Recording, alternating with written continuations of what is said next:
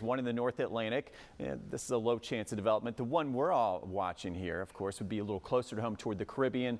This tropical wave in the Atlantic, now a 30% chance of development. So a very low chance at this point. In fact, if you look at the new information in overnight, I'm not seeing any big rapid development anytime soon. So we're taking this all the way through next week. Here's Wednesday, Thursday. And what's happening is it's not really in a very favorable environment for development. We have a lot of wind. So we see all these yellow colors and the brighter blues. These tropical waves don't like a lot of wind in the atmosphere. And I see a lot of wind, okay, not only near us here at home in the Gulf of Mexico, but all the way down in the Caribbean. And then we look for tightly packed isobars. We see these lines. You look for the little concentric circles. So we're not seeing that, are we? We're not seeing anything big developing here. And now we're going all the way into next weekend. Here's Saturday. Still the maps, when you see this little bump here, this is a little area of low pressure developing down towards Central America and Belize.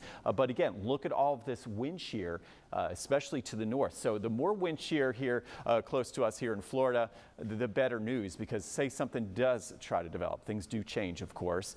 This would be like a big wall that would block any activity. In fact, we showed you the European model there. Let's look at the GFS. I know there's a lot of lines coming at you. Let me make sense for this. So GFS in the blue, European in the yellow. And what we're seeing is just these little very weak areas of low pressure that both models are picking up on, but nothing very organized. So the consensus is, yeah, maybe something won't develop at this point. We don't see anything organized in here, and this goes all the way through October 27th. But again, these are still the warmest waters in the Atlantic basin at this point, so something could still develop, and we'll continue to watch it. If something does develop, there's our big wall of wind shear here over us over the next 7 to 10 days and likely over the next couple of weeks. So say we do get a system down toward Belize in Central America and it starts to hook up a little farther to the north, I would say the high risk areas would be Cuba and maybe the southern Bahamas and Hispaniola.